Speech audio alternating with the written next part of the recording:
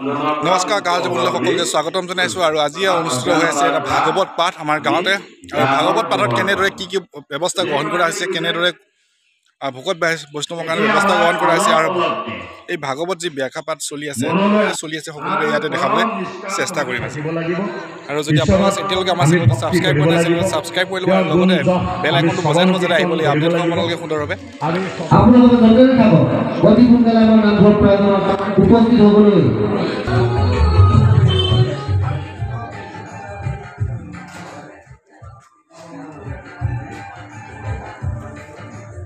আৰু এইফালে বাকী ভকত বৈষ্ণৱসকল বহি আছে আৰু ইয়াৰ লগতে আচাৰ্য আৰু ব্যাখ্যাকাৰ দুগৰাকী ইয়াতে আসন গ্ৰহণ কৰিব গতিকে তেওঁলোকে বাকী ভকত বৈষ্ণৱৰ তেওঁলোকৰ কাৰণে বৰ্তমান আৰু এয়া বৰ্তমান চলি আছে যিসকল আচাৰ্য আছে আৰু লগতে ব্যাখ্যাকাৰ আছে তেওঁলোকক আদৰণি পৰ্ব চলি আছে আদৰণি পৰ্ব অলৰেডি আপোনালোকে দেখা পাইছে ইয়াতে আদৰণি পৰ্বৰ কাৰণে ঘোষকাৰে ঘোষণা গণেশ ডেকা বাপে তেওঁলোকে ধুনীয়াকৈ ঘোষণা কৰি আছে কোনে কাক সম্বৰ্ধনা জনাব আৰু ক্ৰমান্বয়ে তেওঁলোকে এই কাৰ্যভাগ আগবঢ়াই গৈ থাকিব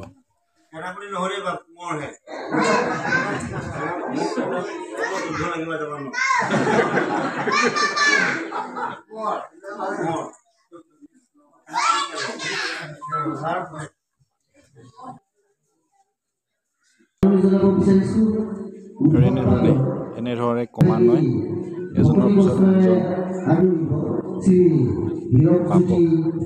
এখন ভকতি বস্ত্ৰই তেওঁলোকক সম্বৰ্ধনা জনাই গৈ আছে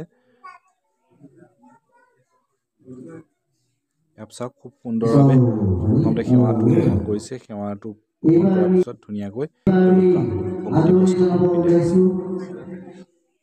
আমাৰ নখনীয়া নিবাসী এই অনুষ্ঠানটিৰ লগত তেখেত বহুত ওতঃপ্ৰোতভাৱে জড়িত তেখেতে আমাৰ এই চালকীয়া অনুষ্ঠানটোৰ লগত এনেকৈ তেখেতে ৰবীন্দ্ৰ দাস দৰ্শনা তেখেতক এভাগী ভকতি বস্ত্ৰ আনিব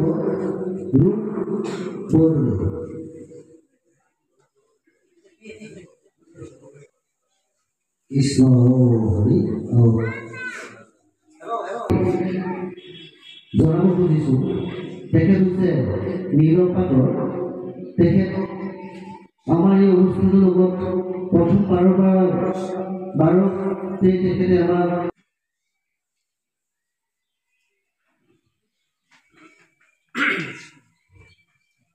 কৃষ্ণ হৰি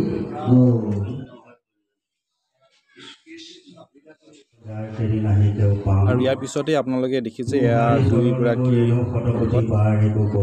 ভকতেই তেওঁলোকৰ দায়িত্বভাৰ অৰ্পণ কৰিছে সমাজৰ তৰফৰ পৰা আৰু সেই তেওঁলোকে যি দায়িত্বভাৰ অৰ্পণ কৰিছে তেওঁ দায়িত্বভাৰ গ্ৰহণ কৰিবৰ কাৰণে তেওঁলোকে ৰাইজৰ আগত তেওঁলোকে সেৱা ধৰিছে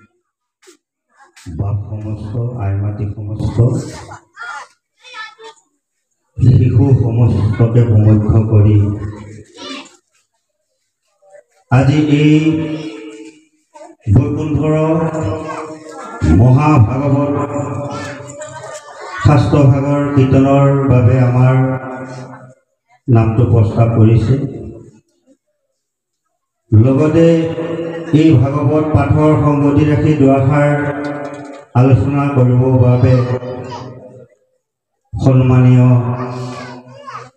শ্ৰী বিজয় বৰদলৈ বাপজনক প্ৰস্তাৱ কৰিলে আমাৰ দুইজনৰ কীৰ্তন আৰু আলোচনা কৰাৰ খাদ্য শক্তি একেবাৰেই নাই তথাপিতো আপোনাৰ হ'ব বাক্য ৰাখিবৰ কাৰণে মই সাহস দি সেই আসন ভাগলৈ আগবাঢ়িছোঁ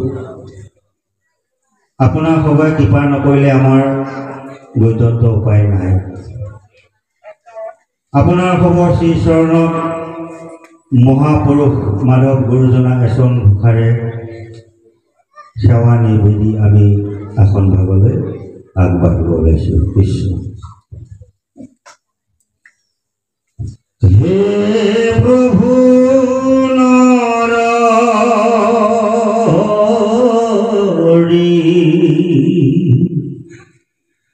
তোমাৰ চৰণ দুই প্ৰেম ভাৱে স্মৰণ দুৰ্লভ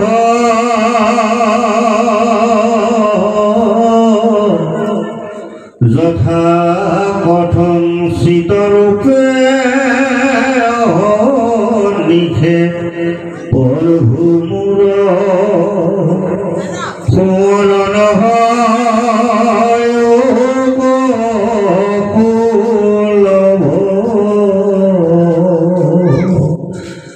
ৰাম স্মৰণ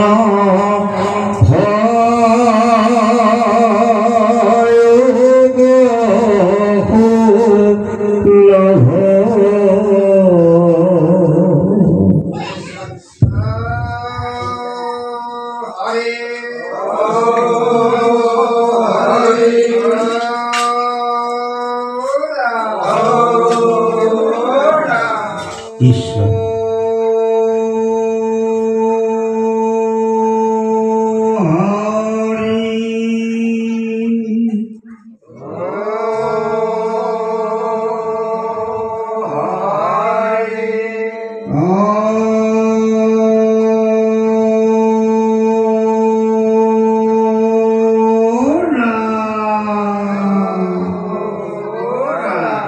কৃষ্ণ শংকৰ গুৰু হৰি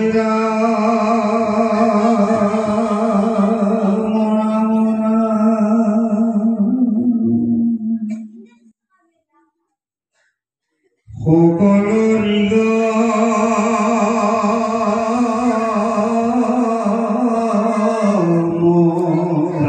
নাহিকে উপাম তুহাৰি চৰণ কৰেনো শতকোটি বাৰক প্ৰভু প্ৰণাম ৰাম বাৰক প্ৰভু প্ৰণাম পৰম শ্ৰদ্ধাৰ আজি দ্বিতীয় বৈকুণ্ঠত একত্ৰিত হৈ থকা বাপ আৰু আই মাতৃ সমস্ত যুৱক যুৱতী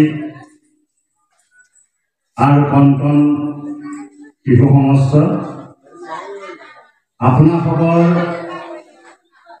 আমি আজ্ঞা দিম আৰু আপোনাসকলে আপোনাসকলৰ লগত দুআষাৰ কথন মথন কৰিম তথা আলোচনা কৰিম আৰু ইয়াকে কৰিবলৈ যাওঁতে এই অভাজনৰ বহুতো আগ পাছ বৰহাটোতা নানা ধৰণৰ ভুল ত্ৰুটি হ'ব পাৰে। আৰু এইফালে দেখিছে আমাৰ আই মাতৃসকলে ভকত বৈষ্ণৱৰ কাৰণে চাহৰ ব্যৱস্থা কৰিছে। ইয়াতে চাহৰ কাৰণে সুন্দৰভাৱে ব্যৱস্থা কৰিছে আৰু ইয়াতে দেখিছে আপোনালোকে পিঠা ব্যৱস্থা কৰিছে চাহৰ লগত।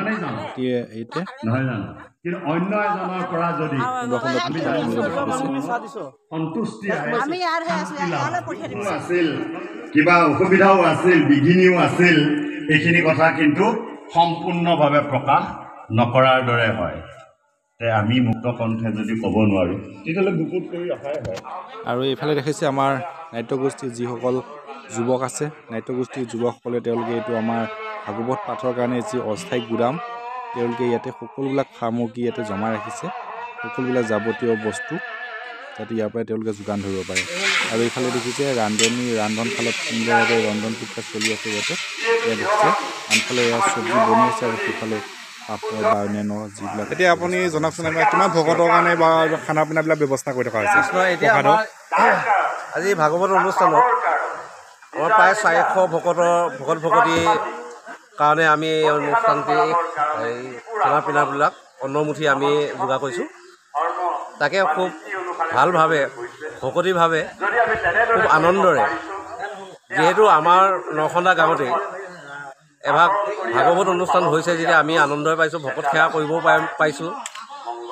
গতিকে সেই আনন্দতে আমি এইবিলাক অন্নমুঠি প্ৰসাদমুঠি আমি আয়োজন কৰিছোঁ। খুব সুন্দৰভাৱে আমি হ'ব বুলি ভাবিছোঁ, আশা কৰোঁ ভকতৰ আশীৰ্বাদত।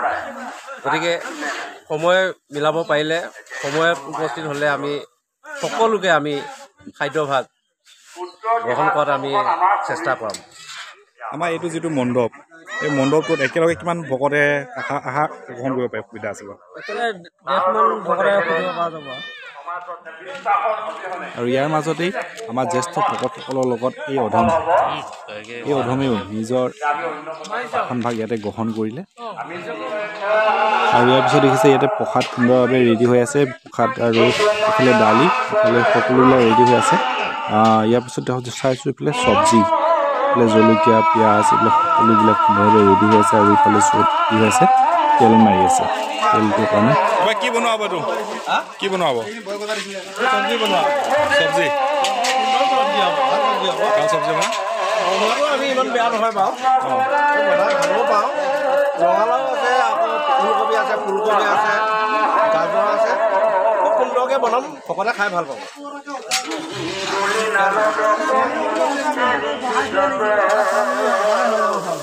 এইফালে কি চলি আছে? এইফালে ৰান্ধনী বাপ নাই, কিবা এনে কি বস্তু হৈ আছে এইবিলাক?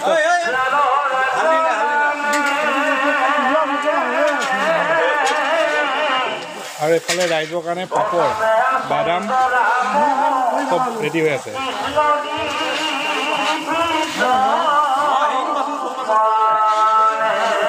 আৰু এইবিলাকৰ কাৰণে ৰাইজৰ কাৰণে প্ৰসাদ ৰেডি হৈ আছে।